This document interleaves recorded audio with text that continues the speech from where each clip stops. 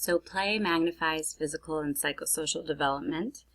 Parallel play is when you see two kids playing individualized games but patiently together, and that's important. They'll eventually start to interact. Imitations, so baby playing house, toddler playing house, toddler sweeping,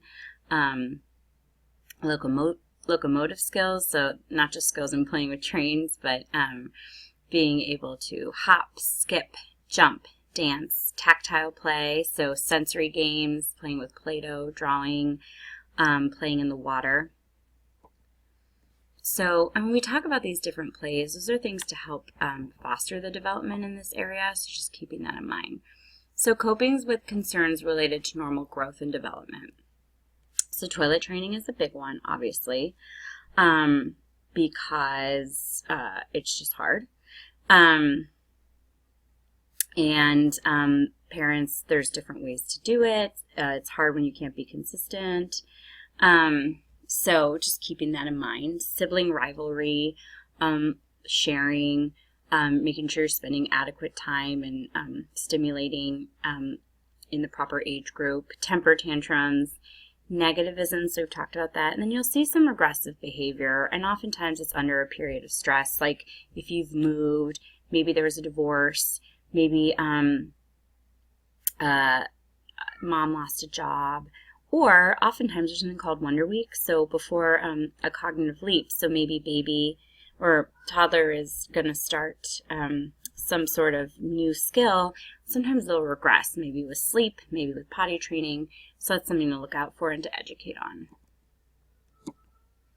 So assessing readiness for toilet training. Well, one is voluntary sphincter control. So can they stay dry for 2 hours? Do they wake up dry in their naps? Do they know how to take their clothing down? Can they communicate? If they cannot communicate their needs, that's going to be really hard to do. Willingness to please their parents. And that's not to say that kids who are really willful can't be potty trained. But obviously, if the child is going through something where they have total disregard, they might not be good candidates. Curiosity about adults or siblings, toilet habits, and then impatient with wet or soiled diapers. And that's usually a really good one. They'll tell you, like, ugh, I'm wet, mommy, or poop. Promoting optimum health during toddlerhood. Okay, nutrition, physiologic anorexia. They're so picky, they won't eat, and then your mother just gives them whatever they want because they're afraid. This is the worst thing you can do, right? And this is something we have to teach our parents. You have to remain consistent with offering them a variety of foods. A kid will love green beans and then hate it for 6 months, and just being consistent will keep it in the regimen.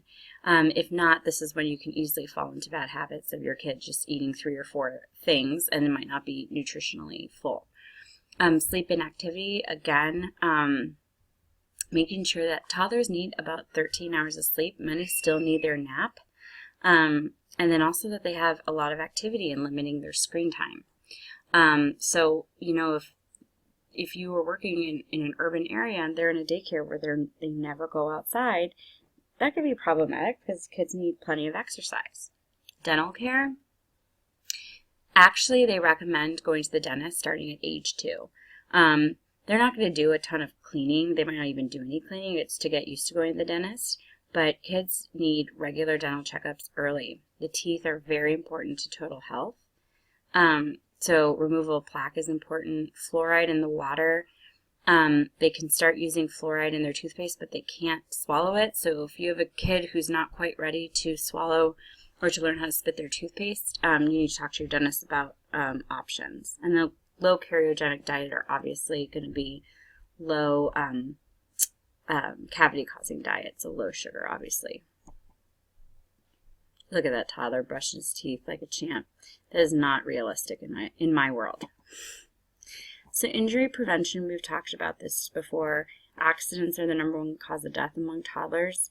Motor vehicle injuries. So car seat safety, you know, they still recommend toddlers are rear facing until now age 3.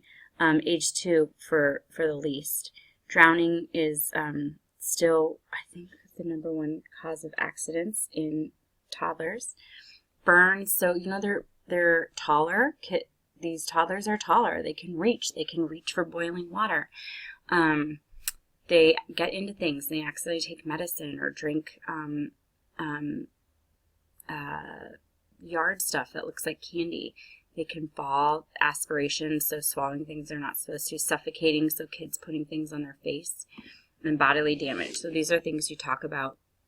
Do you have guns in the house? If you do, are they in a safe? Is the safe locked? Are the bullets separate? Is the safety on? Do they sleep with a blanket? How many toys are in the crib? Do you have baby gates around your steps? Do your children know how to use the steps? Do you have your cleaning supplies high up, locked, or baby-proofed? Do you have a pool? Is there a baby gate? Do they know how to swim? There's actually a campaign in the United States to make sure kids know how to swim because the drowning rate is still going up so high, especially in urban areas, because there might not be opportunity to swim. Joining a pool is costly. Going to the pool is something you do during the day. If both your parents work and you're in daycare and the daycare doesn't teach you how to swim, then you're at risk for drowning. Oh, and children can drown in half an inch of water, so that's also something. Forward-facing convertible seat. So now the recommendation is keep them rear-facing until age 3. They should be in a 5-point restraint until age 5, or if they max out with weight. And they should always be in the back of the car. No one should be in the front seat of the car. Matches are hazardous. Gas is hazardous. Plastic caps for electrical sockets are important. Kids like to stick things in there. That's not just an infant thing. That's definitely a toddler thing. Storage for cleaning agents. And also keeping caps on medications is essential. So health promotion of the preschooler and family. So promoting optimum growth and development. Preschool period is age 3 to 5 years of age. So we're at a toddlerhood, right? And we're refining tasks mastered in toddlerhood.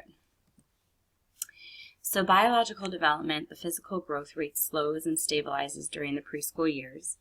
Physical proportions change, so they get more slender, but they're sturdier. They're more graceful and agile, so they're a lot more coordinated. Their posture becomes more erect, and males and females start to size in proportion to their sex. So gross motor behavior by 36 months, walking, running, climbing, jumping, so that's 3 years. By age 4, they should be able to skip and hop on one foot and catch a ball. By age 5, they can skip on alternate feet, jump rope, learn to skate and swim. And of course, many of you are like, oh, don't even worry. My kid learned to swim when they were 1, which is wonderful. The earlier, the better. I'm still working on it. So here's a 4-year-old hopping on one foot. So psychosocial development with Erickson, developing a sense of initiative. So finding interest in their own, on things they like to do. Not just playing on their video games. Development of the superego, so now they have a conscience, understanding right and wrong. So pre-operational stage, so ages 2 to 7. Preconceptual is age 2 to 4. Intuitive thought is 4 to 7. And that is, intuitive thought is like cause, they understand time, they have magical and logical thinking. So pre-conventional punishment and obedience orientation, ages 2 to 4. A naive instrumental orientation is age 4 to 7. So here are preschoolers enjoying friends.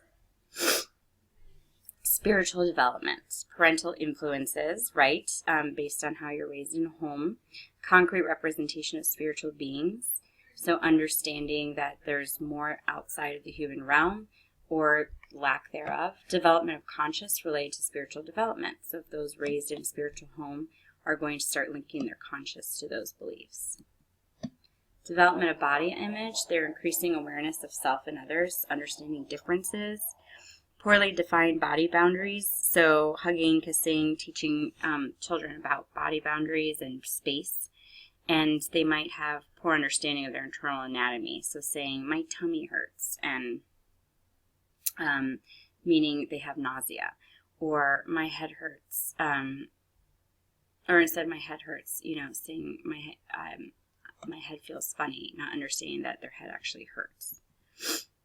So they'll start to develop sexual identity and sexual beliefs, Gender identification can happen here, or changes in identification can be identified here. Sexual exploration of children is main health concern. And so that goes into that piece on children masturbating at a young age and how to address it. So social development, individuation, and separation process, separating from their family unit and knowing themselves. And effects of prolonged separation, like a hospitalization, can affect their individualization.